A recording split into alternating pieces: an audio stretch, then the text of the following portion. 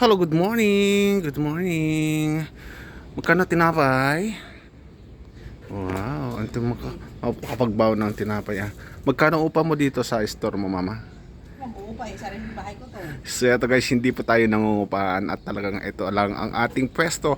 Harapan po ito ng ating bahay guys. So ayun, ang magiging pwesto natin. Super so good guys, yung ating expansion ay pwede pa natin itong papaayos kasi wala pa tayong budget ngayon kung sakali man maglalagay po tayo ng laman dito. So naka ano na to guys, naka-design na para sa ating expansion. So hello guys, nagbabalik na naman po tayo dito sa Sari Sari Store Business guys. At eto nga na naman tayo, magbibigay na naman tayo ng panibagong tips, panibagong aral at panibagong diskarte dito sa ating tindahan ngayon. So eto, mega shout out sa lahat ng ating mga viewers. Good morning sa lahat ng ating mga kababayang Ilocano dito sa Ilocos Norte, sa lahat ng mga OFW na nasa ibang bansa. Good morning sa inyong lahat. So eto, andito na naman tayo guys, mag-update, magbibigay ng tips sa ating mga viewers ngayon dahil usong-uso na ngayon guys ang pagsisimula ng mga small business, at ito ay napakahalagang malaman nyo kung ano yung mga diskarte bago kayo magpuput up ng business. So eto, bago natin sisimulan ng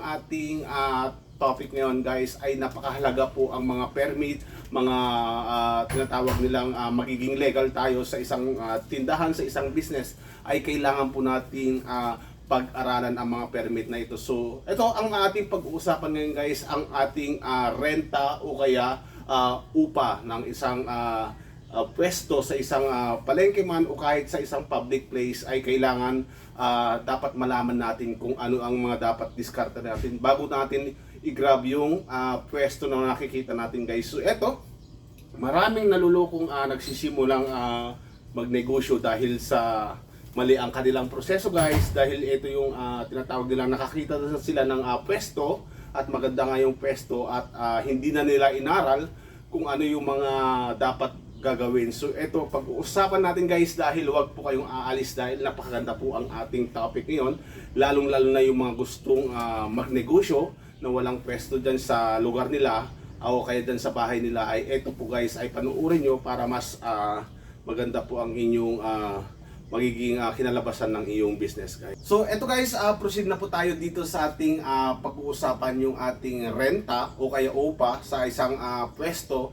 Kung nahihirapan kang maghanap ng pwesto guys, ito yung diskarteng gagawin mo para ikaw ay hindi po ma-scam o kaya maloko, kasi napakadami pong manluloko ngayon. So kapag ikaw ay nakakita na ng pwesto at magandang pwesto, obserbahan mo yung paligid ng pwesto guys, at talagang magsusurvey ka, i-CCI mo kung bakit walang nangungupa dun sa pwesto na yon, dahil alam mo naman na napakaganda yung lugar, nasa tabi ng dagat. Obserba mo, magtanong-tanong ka guys dun sa mga taong nasa paligid kung bakit hanggang ngayon ay wala pang nangungupahan. So marami kasi guys ng mga tenant na ang gusto ay nagpapa-down payment o kaya cash down payment, o kaya pinapaupahan nila yung pwesto, kaso lang nga lang ay hindi pa po ito nakaregistered sa tinatawag sa munisipyo o kaya sa bayan. Hindi pa nakaregister yung kanilang pwesto o kaya yung kanilang building, at napakahalaga po ang permit na yun guys, dahil kapag ikaw ay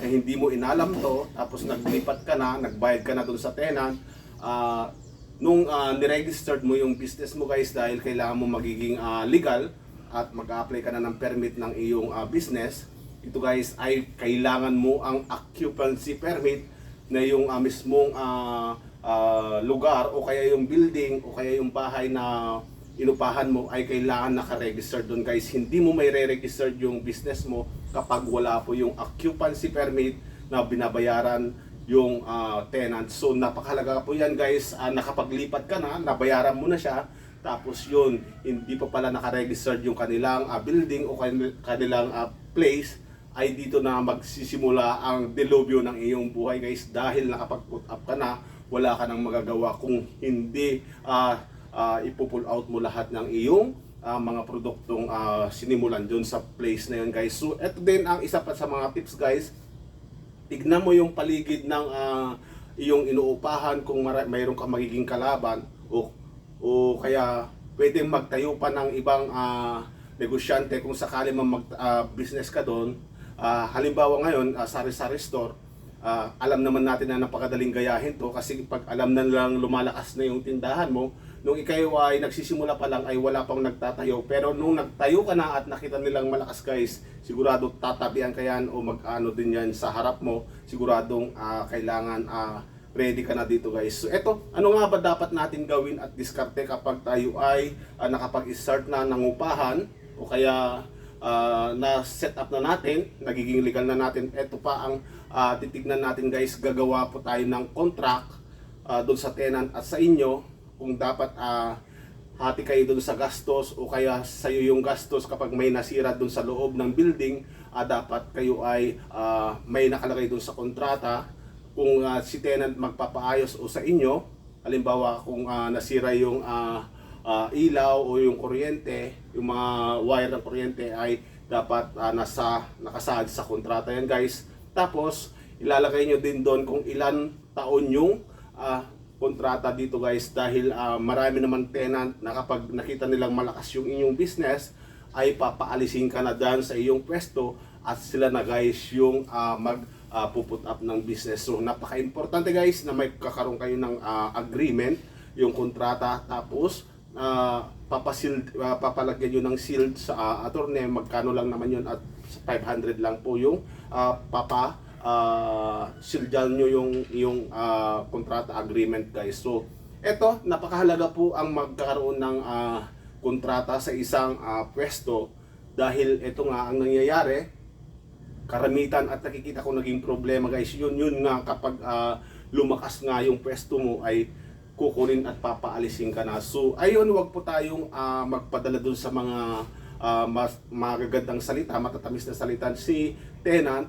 Alamin muna natin guys kung talagang sila ay legit, mabait ba sila, at saka hindi po ba sila nang haharas. So ito yung ating dapat natin ingatan sa atin, dahil pinag-ipunan po natin yung magiging capital natin at talagang napakahirap po kitain ng pera guys. So ito pa, isa pa, kapag ikaw ay nangungupahan, kailangan mayroong kang backup na capital o kaya pera, kasi dapat ay 7 months yan kaya mong tustusan yung monthly renta ng iyong pwesto, dahil hindi pa po kumikita yung business mo o kaya yung tindahan mo kapag nagsisimula pa lang guys. So huwag mo munang asahan, kailangan meron kang backup dito na pangtustos dun sa monthly payment mo sa kanila guys. So eto, ano ba yung mga i-consider natin na dapat babayarin pa?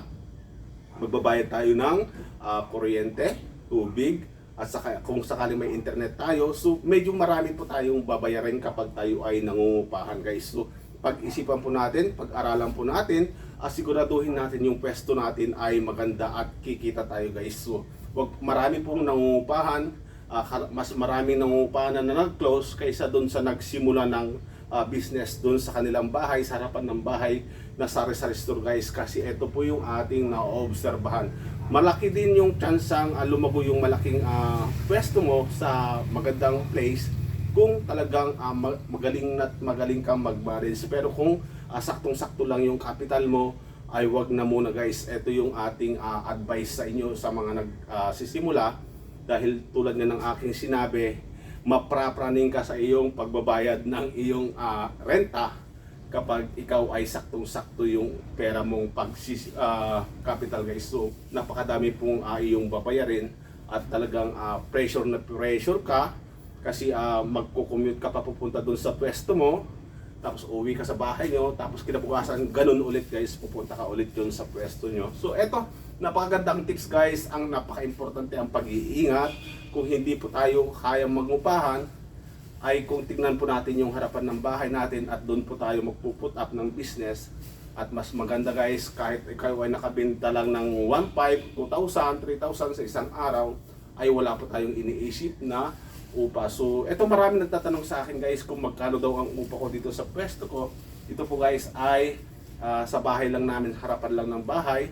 Ito ay kinonvert ko to guys, itong ating bahay ng commercial. So hindi naman tayo makakapagkuha ng permit kung hindi natin i-convert yung bahay natin sa commercial para tayo ay makapag put up ng business dito. So ito, mega shout out sa inyong lahat. Huwag po tayong matakot mag-business. Pag-aralan lang po natin ito, dahil kapag napalago mo yan, ay mas doble-doble, triple pa ang iyong kikitain dyan. So, hanggang dito na lang muna guys at salamat sa lahat ng mga nanonood dito sa ating vlog. Sana ay ma-inspire kayo dahil nagsimula lang ako dito ng 30,000 guys. Ngayon ay 3 years na po ang ating tindahan. Super sugod naman ay nakakasurvive naman. So, thank you very much sa mga nagko-comment, sa lahat ng mga subscribers ko na bago lang dito. Kung ikaw ay baguhan pa lang, at gusto mo yung ganitong topic guys, paki-subscribe naman yung ating channel at mag-comment kung saan po inaabot yung ating video guys at tayo ay nababasa po natin yan. So, mega shout out sa inyong lahat hanggang sa susunod na vlog natin ulit guys. Bye!